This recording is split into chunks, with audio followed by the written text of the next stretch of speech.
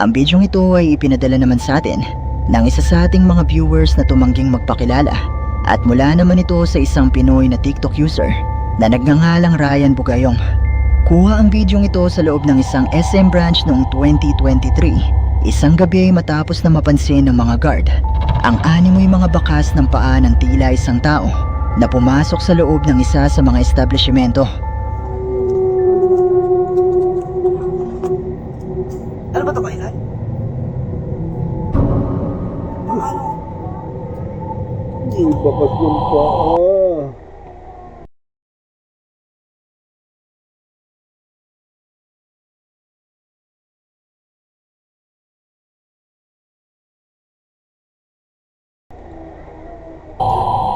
Papasok siya ba yung bangko?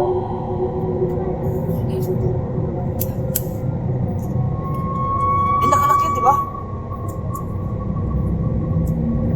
Restaurant yan, di ba? Kailan? Ay, donut? Wala man pabalik na po papunta na. Ulit ng bakas oh. Ay papunta pero walang pabalik yung bakas. Ah, wait.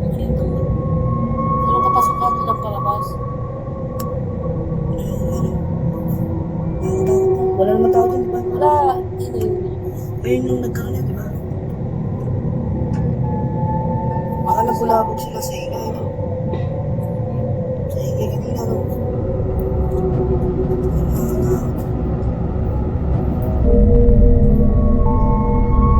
Makikita nga mula sa bidyong ito ang mga bakas ng paa ng isang tao na nagsimula sa pintuan ng establishmento hanggang sa kaloob-looban nito. Pero wala naman silang nakitang mga bakas na pabalik sa pintuan, kung kaya naman sa tingin nila ay kung ano man ang may gawa nito ay naroon lang ito sa loob.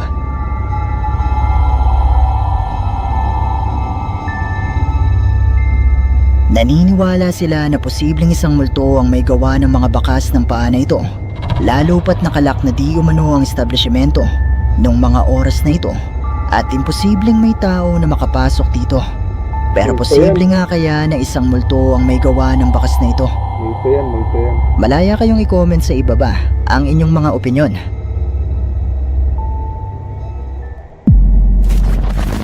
Pokong. Ang bidyong ito ay ipinadala naman sa atin ng isa sa ating mga viewers na si RC.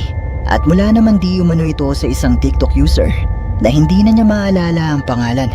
Pero ayon sa kwento nito ay habang siya ay nasa loob ng isang gubat sa Malaysia, ay nakarinig siya ng isang malakas na tunog na hindi pamilyar sa kanya at naisipan niyang hanapin kung ano ang lumilikha nito. Pero nagulat nga siya sa kanyang nakita na nagawa niyang makuhanan sa bidyong ito.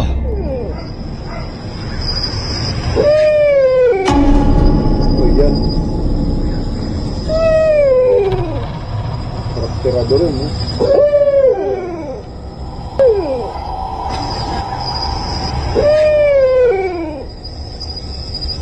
Sa akin yan, tiradurin ko yan. Mamaya tumatahin lang pala. Mula sa maikling bidyong ito ay makikita ang animoy isang tao na nakabalot sa isang puting tela na walang kahit anumang detalye na makikita sa kanyang muka.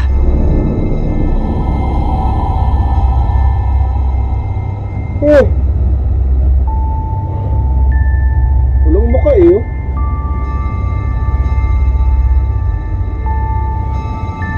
Ayon sa ating sender ay naniniwala ang uploader ng bidyong ito na posibleng isang tunay na pochong ang nakuhanan niya nung gabing ito habang siya ay nasa loob ng gubat. Pero katulad pa rin ng palagi kong sinasabi, nasa inyo na kung maniniwala ba kayo o hindi.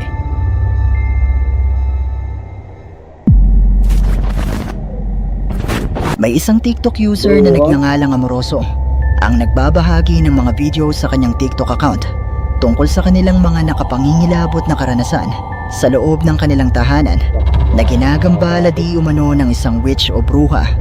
Narito ang mga video na kanyang ibinahagi. Buenas noches.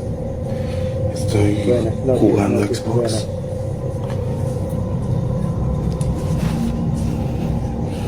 Escuchen.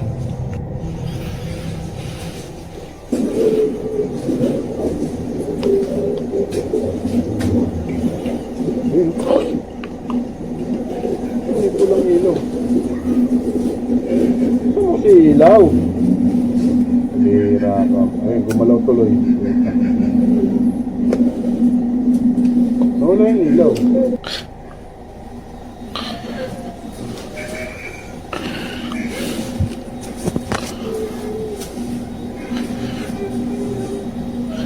¿Qué es eso?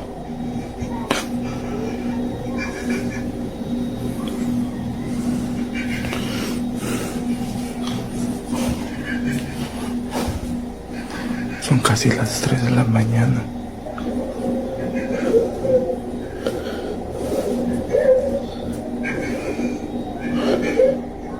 Umiiyak ko ng tao. Mamaya, nasa likod mo Hay pala alguien eh. allá afuera.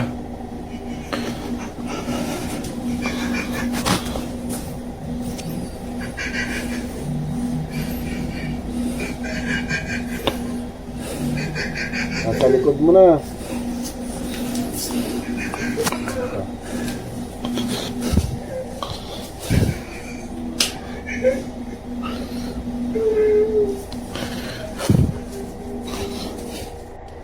Están tocando. Sí. La niña empezó a llorar.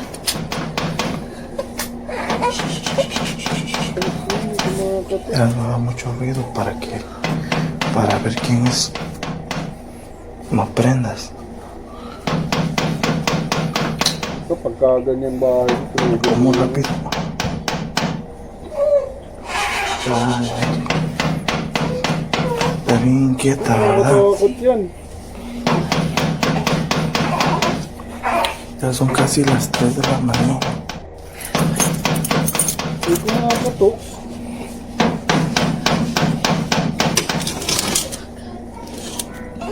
Walang tao.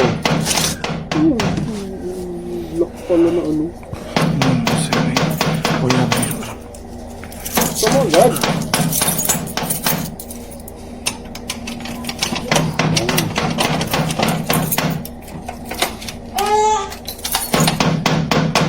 Hindi ko makakatok. Ya. Ahí quédate, espérame.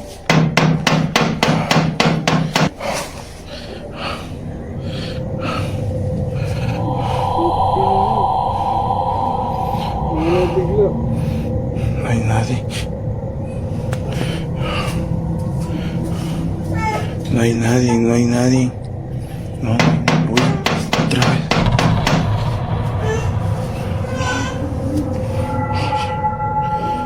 Sa akin, labatin ko yan. Mamaya, nagtitrip lang yan eh.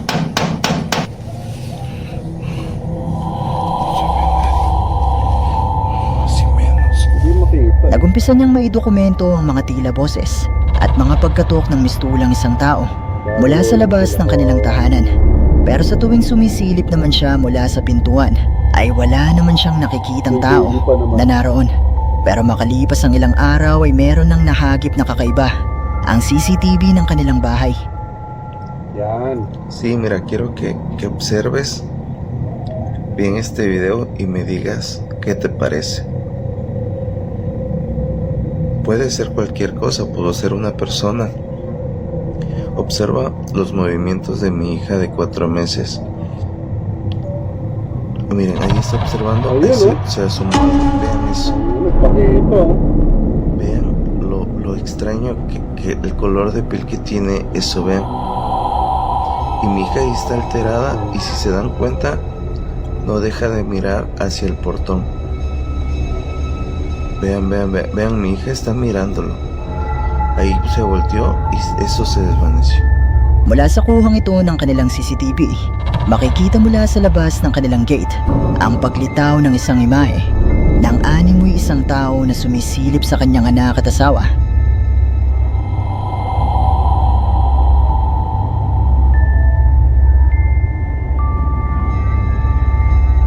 Ang laki ng mata.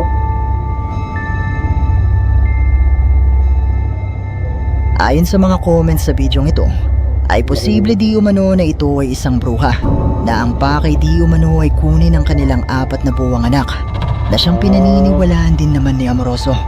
Kung kaya naman nagdesisyon siya na patulugin muna sa kanyang biyenan ang kanyang mag-ina. Pero kung noong una ay nasa labas lamang ito ng kanilang tahanan, sa mga nakakatakot. sumunod na video ay tila ba nakapasok na ito. 1:40 de la mañana. Hay actividad en mi cocina. 140.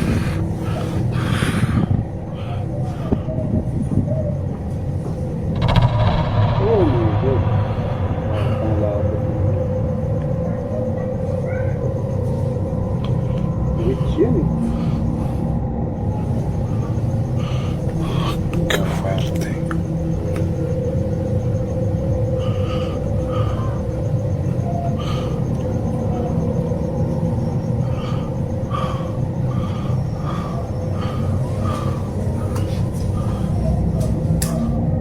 Oh, ganun. Hindi pwedeng hanginin yan eh. Lubid lang yung ano eh. Hindi, nasa loob yan. Tangin na mo. Gusto mo kasi ilaw sa likod mo na.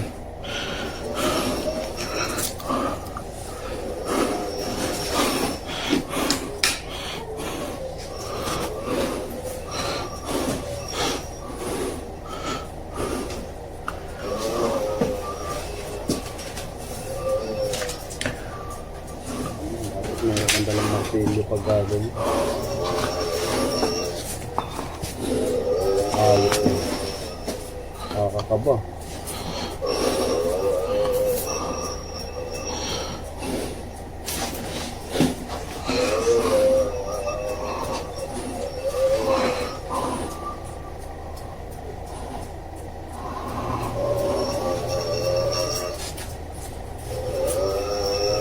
Nasa likod niya na. ¿Quién anda ahí?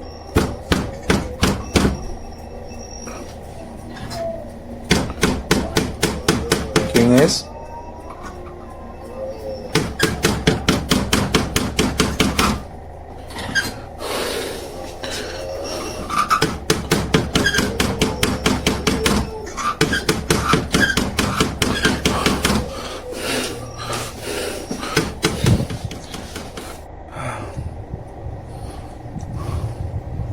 Siendo casi las 3 de la mañana, 3 o'clock in the morning. se están escuchando ruidos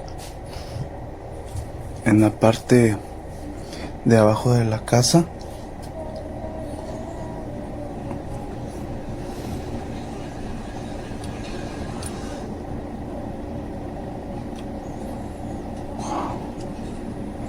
Pangit kasi may ano ng bahay nila, kulog eh.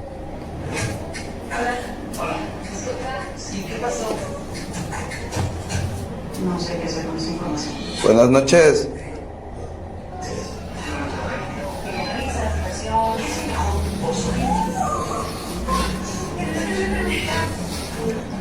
Nakakatakot yung bahay niya. Nagbubukas yung TV.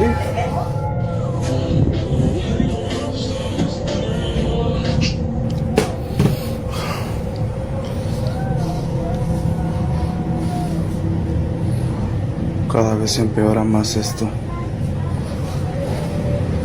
Basta electric fan. Matibay yung multo. Nag-electric fan pa.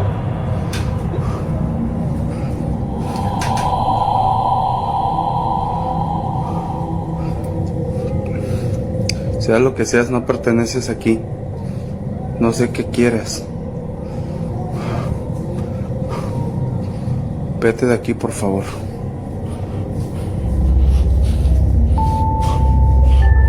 Mula sa mga bidyong ito ay muli siyang nakarinig ng mga nakakapangilabot na tinig. Pero makikita na ang kusang paggalaw ng mga gamit sa loob ng kanilang bahay. Pati na rin ang kusang pagbubukas ng kanilang TV. Pero sa sumunod na gabi, habang walang kuryente sa kanilang lugar, ay meron siyang nakuhanan na talaga namang nakapangingilabot. Se acaba de ir la luz. Se acaba de ir la luz, no lo puedo creer. Solo eso me faltaba.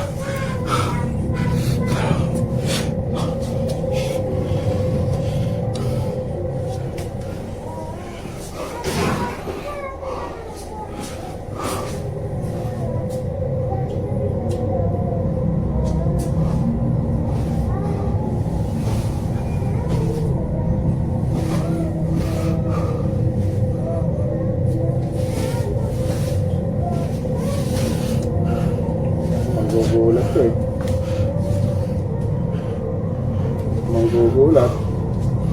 Magugulat ako. Gago.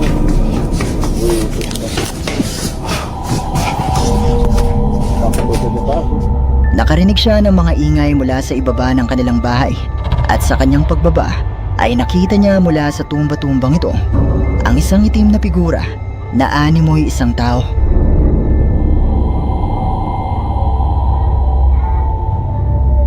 Opo eh.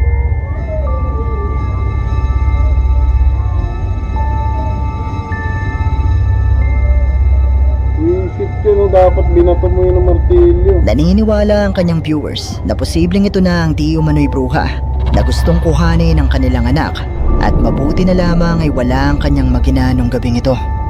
Pero totoo nga kaya ang mga nakuhanan niya sa mga bidyong ito? Benta mo na bahay mo. O bahagi lamang ang lahat ng ito ng isang TikTok ARG? Kayo, ano sa tingin nyo?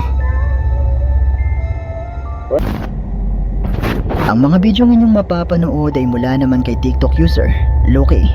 Ayon sa kanya ay kuha ang mga bidyong ito mula sa CCTV ng kanyang kwarto na kung saan habang siya ay nasa kanyang trabaho ay napansin niyang gumagalaw ang kanyang manika na replika ng sikat na haunted doll na si Annabelle.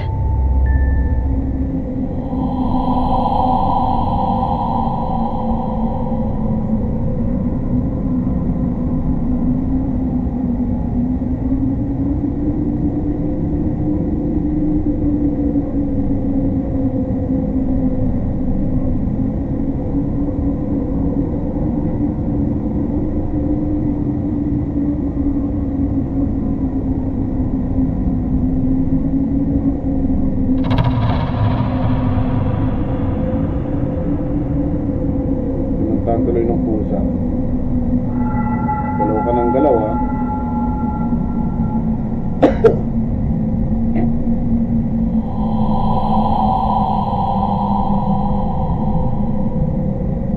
Look! Ulog-ulog.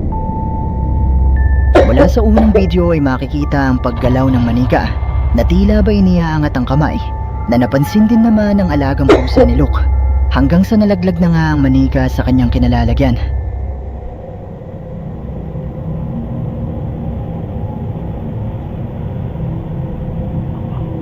Dito ng pusa. May umilaw.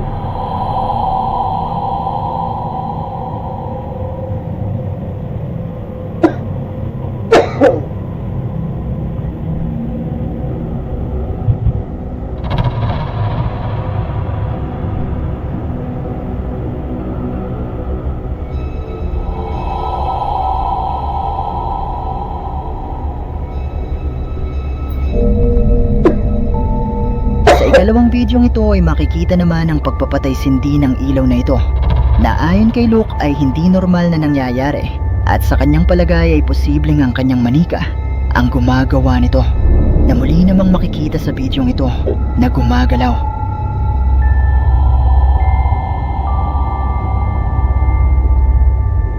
Naniniwala si Luke na bagamat replika lamang ito ng sikat na haunted doll na si Annabelle ay posibleng haunted din ito kagaya ng orihinal na manika. Pero totoo nga kaya ang mga nakunan ng kanyang CCTV sa mga bidyong ito? Kayo na ang bahalang humusga. Pwede yan. Setup. At dito na nagtatapos ang ating video. Kung nagustuhan mo ang bidyong ito, sana ay mag-iwan ka ng like at ng iyong